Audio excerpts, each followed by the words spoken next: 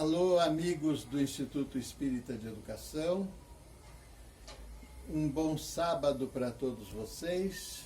Estamos aqui hoje à distância, mas unidos no amor em Cristo, na fé, na esperança, na fraternidade, para conversar um pouco sobre duas palavras que traduzem conceitos fundamentais para nós espíritas: o perdão e o amor.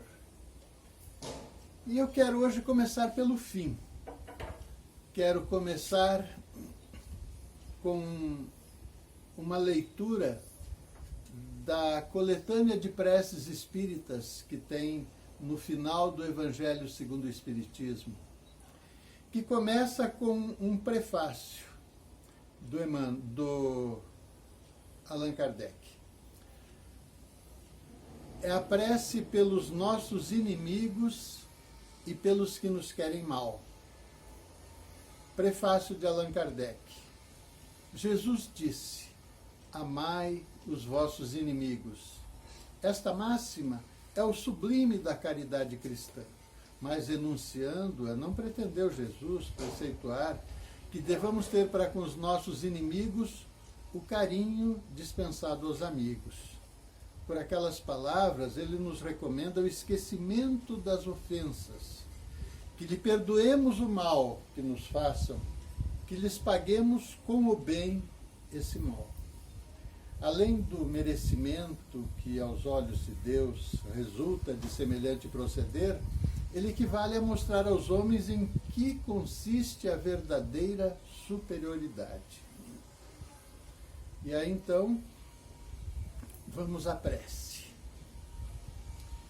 Meu Deus, eu perdoo a fulano, aquela pessoa, o mal que me fez e o que me quis fazer, como desejo que me perdoes também, e também ele me perdoe as faltas que eu haja cometido. Se o colocaste no meu caminho como prova para mim, faça-se a tua vontade.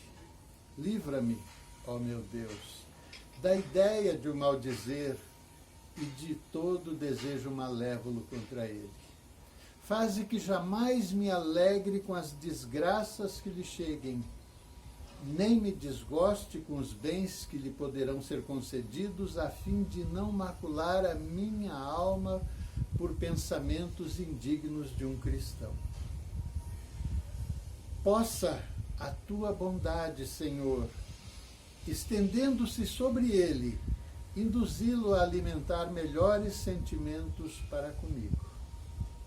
Bons espíritos, inspirai-me o esquecimento do mal e a lembrança do bem.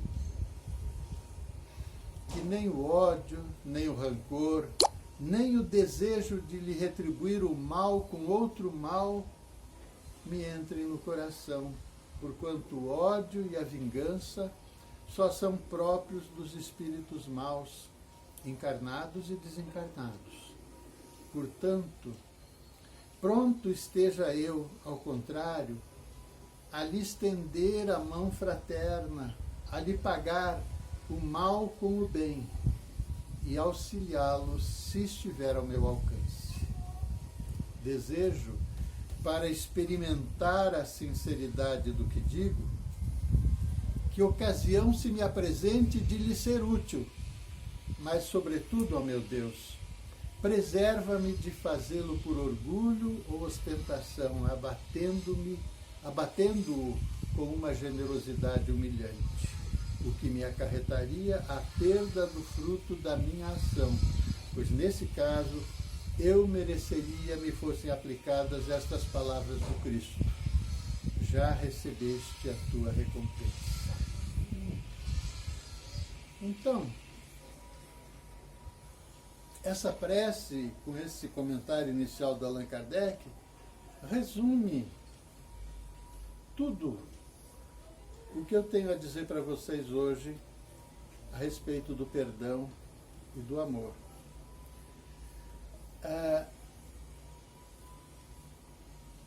Perdão Quem precisa do perdão? Aquele que é perdoado ou a pessoa que perdoa? A pessoa que me agrediu de alguma forma, me prejudicou de algum modo, pode nem ficar sabendo que eu a perdoei. E mesmo assim, esse perdão terá serventia, terá utilidade para mim. Porque no ato de perdoar, limpam-se os meus pensamentos, lavam-se os meus sentimentos, renovam-se as minhas emoções. Então o perdão é um bálsamo precioso para aquela pessoa que diz para si mesma: chega de mágoa, chega de ressentimento, chega de rancor, chega de ódio, chega de ficar lembrando daquele passado desagradável e vivendo aquelas emoções novamente, novamente, novamente. Chega, basta. Para mim, hoje, eu quero emoções novas. Eu quero sair desse elo mental de malquerença. Eu quero me renovar. Chega, deixe os mortos enterrar os seus mortos. Quero viver o presente e olhar para frente, para o futuro. Essa pessoa é a pessoa que perdoa. A pessoa que está decidida a se libertar. E diz: eu te perdoo, você não me deve mais nada. Vai em paz. O meu perdão não extingue a lei de causa e efeito, não elimina a responsabilidade do outro. Se o outro souber que foi perdoado, se eu tiver a possibilidade de explicitar isso a ele, vai fazer bem para ele. Vai ajudá-lo, talvez, se ele tiver culpa, se ele se sentir culpado, arrependido, vai ajudá-lo a aliviar as emoções dele. Se ele ainda está vibrando mal contra mim, isso vai acalmar as suas emoções. E mesmo quando esse meu inimigo é desencarnado, eu não posso ter um encontro presencial com ele, posso apenas me comunicar com ele por meio do pensamento. Então, as minhas ondas mentais, quando mudam de padrão, elas mudam a condição de conexão desse espírito comigo. Suponham vocês que é alguém que já morreu e que eu odeio de paixão. Tenho muita raiva, tenho muito ressentimento e me esforço para não perdoar. E suponha que essa pessoa, esse espírito, também tem muita raiva de mim. Também tem lá seus motivos de ódio, de rancor. Eu e ele estamos conectados na mesma onda mental de ressentimento, de ódio, de rancor, de raiva. Os pensamentos vão e vêm sem nenhuma barreira que se interponha. Suponha que num belo dia, eu cansado dessa relação desgastante, decido mudar. Decido deixar o passado para trás e dizer: eu te perdoo. Do fundo do coração eu te perdoo, quero mudar a minha emoção com relação a você. E se essa mentalização for sincera, o que eu faço? Eu mudo a minha frequência vibratória. E aí as irradiações desse obsessor deixam de me atingir. E eu posso me renovar, trocar o meu campo mental por um campo mental mais saudável e seguir a minha vida. O espírito que foi perdoado por mim, em algum momento, talvez não imediatamente, mas em algum momento, vai ser sensível a esse perdão. E também ele, em algum momento no futuro, vai mudar a sua condição emocional com relação a mim. E é assim que se renovam as relações, tanto entre encarnados e desencarnados, como entre encarnados também. Suponha aquele desafeto em família, aquele inimigo íntimo, aquela pessoa que não gosta de você e você também não gosta dele. Enquanto vocês continuarem detestando de paixão uma a outra, vocês vão permanecer nesse ambiente mental desagradável, destrutivo, insalubre. A partir do momento em que você decide mudar, você decide perdoar, você decide deixar para trás, não esquecer.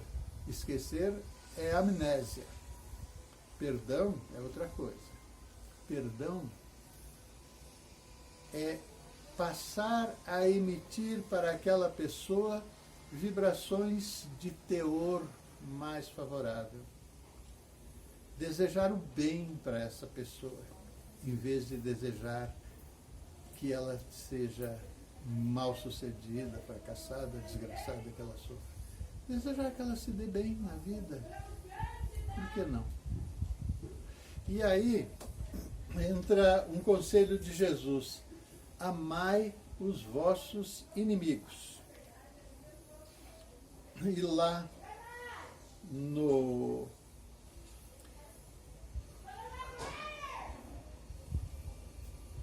o que é amar o inimigo? É ter paixão por ele, é ter carinho por ele. Mas se é alguém mau, se é alguém que me magoou, que me fez mal, se é alguém que ainda hoje esteja, de algum modo, planejando alguma coisa contra mim, esperando uma oportunidade de me ferir, como eu posso sentir carinho por essa pessoa? Carinho é um sentimento reservado aos amigos, às pessoas íntimas, queridas. Para haver uma relação de carinho, é preciso existir confiança e intimidade. Com uma pessoa que se considere meu inimigo, não existe nem confiança e, na maioria das vezes, nem intimidade. Então não pode haver carinho, não podemos ter pelo inimigo esse sentimento que temos pelo irmão, pela mãe, pelo pai, pelo filho. Que é esse amor, então, a que Jesus se refere? Que tipo de amor podemos ser capazes de dar ao nosso inimigo? Ao meu inimigo particular, ao inimigo público. Lembram da primeira epístola de João Evangelista? Que ele diz que Deus é amor. O que o apóstolo João está nos dizendo é que amor é a natureza divina. O Criador tudo criou porque ama. Nós existimos em condições tão específicas de sobrevivência biológica porque o Todo-Poderoso nos proporcionou um planeta com condições ecológicas favoráveis que permitem a nossa existência carnal e o nosso desenvolvimento espiritual por meio das vivências que esse ecossistema nos proporciona. E assim como o sol nasce todos os dias para iluminar justos e injustos, assim como chove para todos nesse mundo, pessoas da melhor e da pior qualidade moral, assim também o Pai ama igualmente a todas as suas criaturas. E o mesmo amor que o Pai tem por mim, por você, pelo mais santo dos homens, pela mais santa das mulheres, o Pai também tem pelo mais cruel criminoso deste mundo. Porque todos somos filhos de Deus.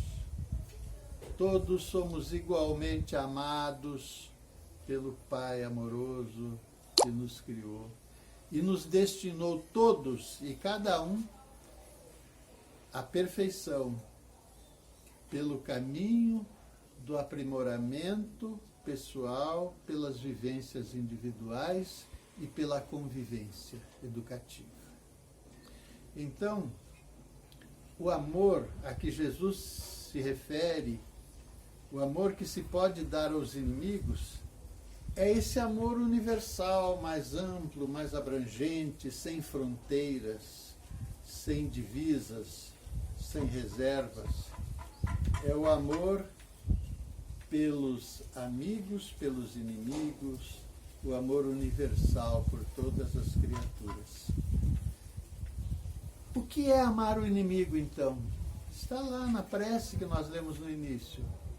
É desejar o bem desse inimigo, em vez de desejar o mal. Se houver uma oportunidade de fazer algo que o favoreça, aproveitar essa oportunidade. Desistir da intenção de qualquer revanchismo, qualquer vingança, qualquer desejo de mal para esse inimigo. Essa decisão é amar. E é esse amor que sustenta o ato de perdão.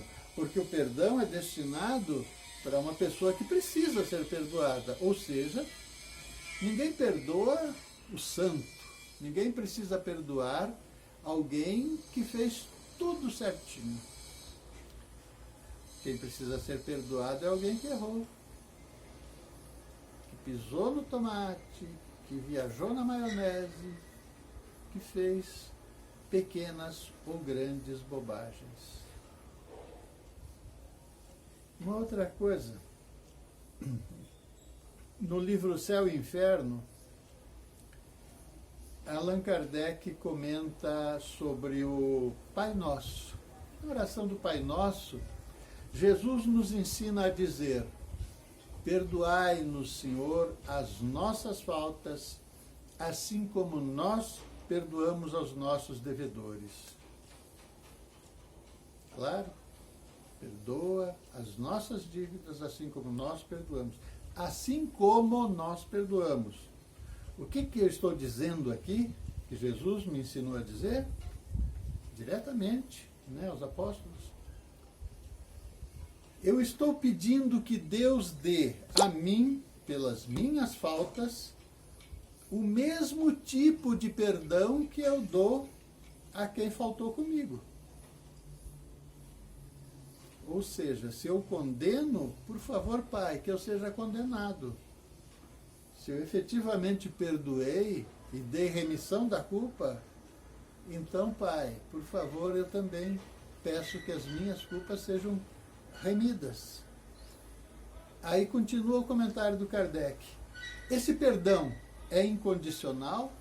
É uma remissão pura e simples da pena em que se incorre? Não. A medida desse perdão subordina-se ao modo pelo qual se haja perdoado, o que equivale a dizer que não seremos perdoados desde que não perdoemos. Então, pensem bem nisso. Perdoar é condição para ser perdoado.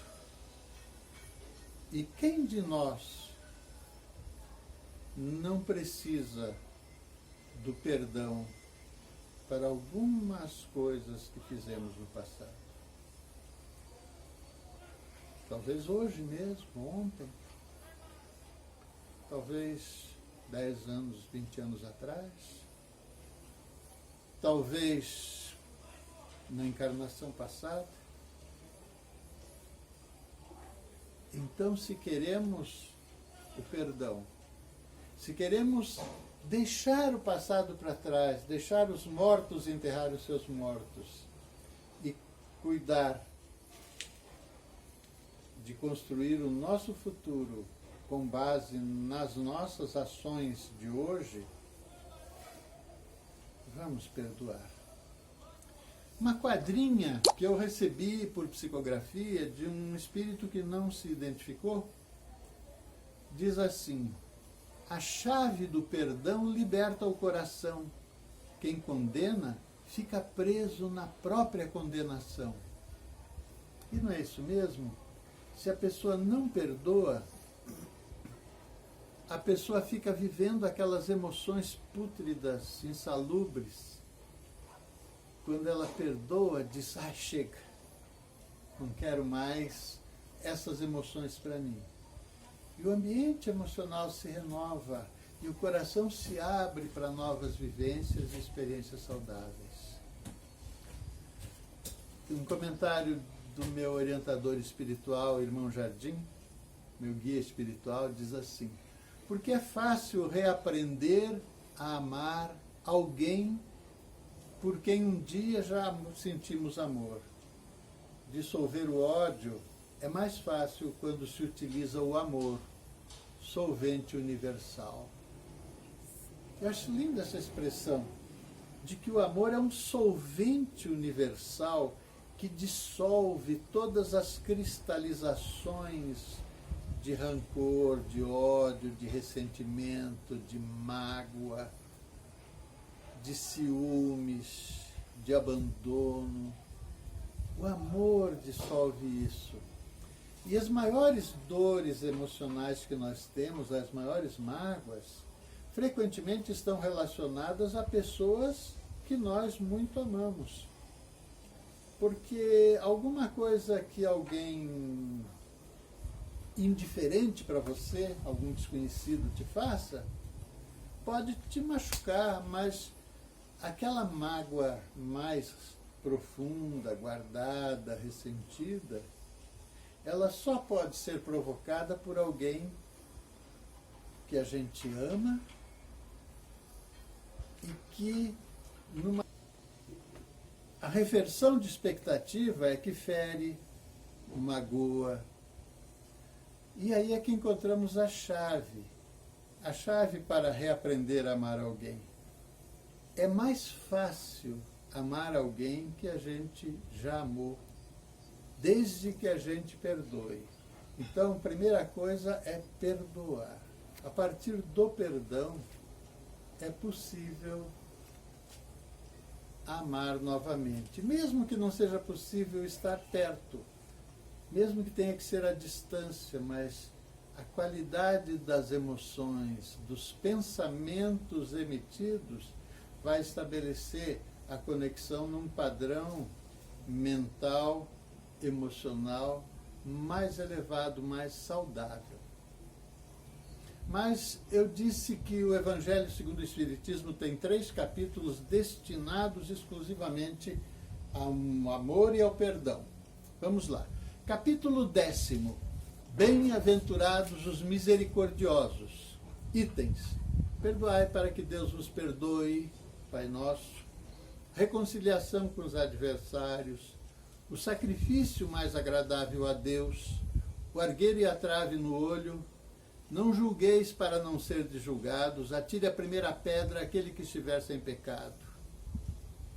E nas instruções dos Espíritos, o tema é o perdão das ofensas. Bem-aventurados os misericordiosos, porque obterão misericórdia. Se perdoardes aos homens as faltas que cometeram contra vós, também vosso Pai Celeste vos perdoará. Não vos digo que perdoeis até 7 vezes, mas 70 vezes 7, 490. reconciliai-vos o mais depressa possível com o vosso adversário enquanto estáis a caminho com ele. A morte, como sabemos, não nos livra dos nossos inimigos, nós continuamos convivendo. Se, portanto, quando fordes depor vossa oferenda no altar, vos lembrares de vosso irmão, que tem qualquer coisa contra vós, deixai vossa dádiva junto ao altar, e de antes reconciliar-vos com ele, e depois voltai para oferecê-la. Evangelho de Mateus. Esse é o capítulo 10. Agora o capítulo 11 do Evangelho segundo o Espiritismo. Recomendo a leitura, vale a pena. Amar o próximo como a si mesmo. Esse é o título do capítulo. Mandamento maior, façamos aos outros o que queremos que os outros façam para nós. Itens, lei de amor, egoísmo, fé e caridade, caridade para com os criminosos e deve-se arriscar a vida para salvar um malfeitor que esteja em perigo? Poxa, um criminoso, vale a pena arriscar minha vida para salvá-lo? E a resposta dos espíritos é sim. Porque todos somos filhos de Deus. E toda a vida é preciosa. Capítulo 12 do Evangelho segundo o Espiritismo. Amai os vossos inimigos. Retribuir o mal com o bem. Itens. Os inimigos desencarnados.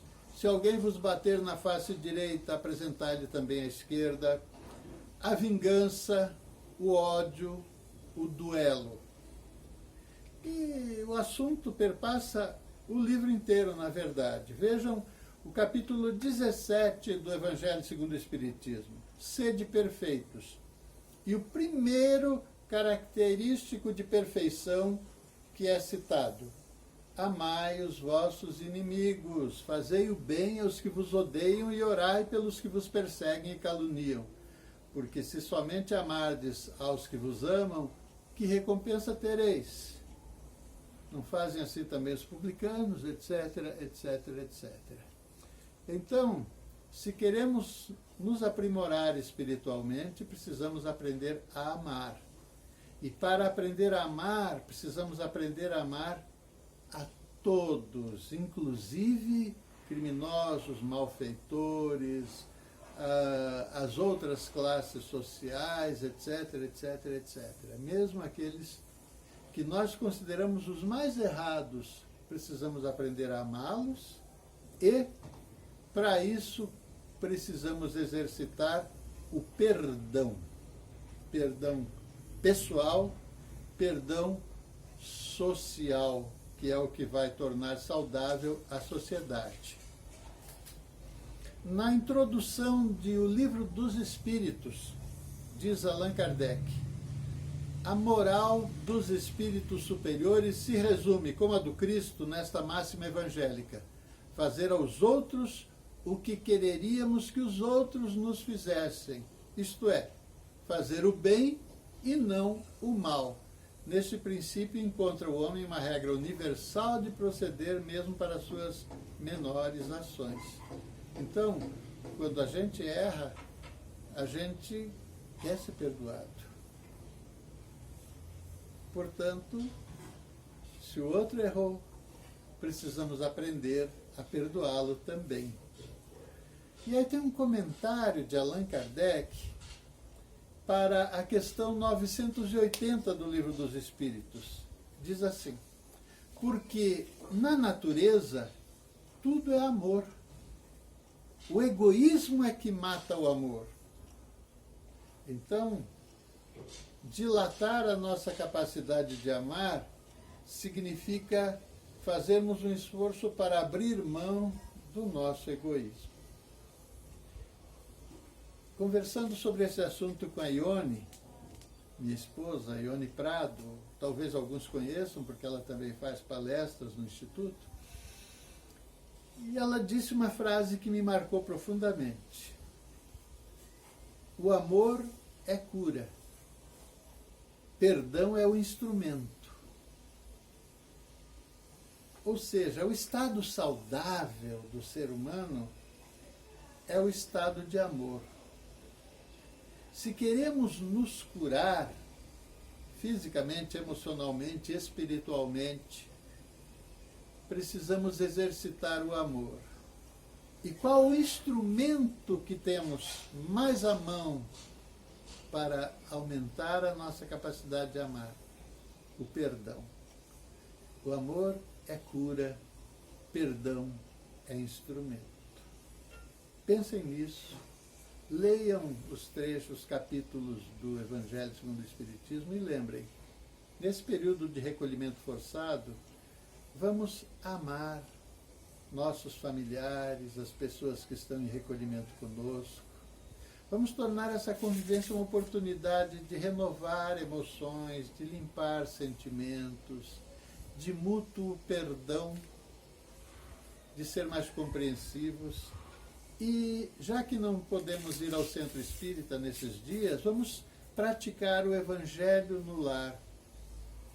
O culto do Evangelho no lar é a oportunidade que os mentores, os guias espirituais, os espíritos familiares têm para estarem mais próximos de nós, nos envolvendo, inspirando, acarinhando, protegendo, e os espíritos que trabalham com saúde, cuidando também do nosso tratamento espiritual.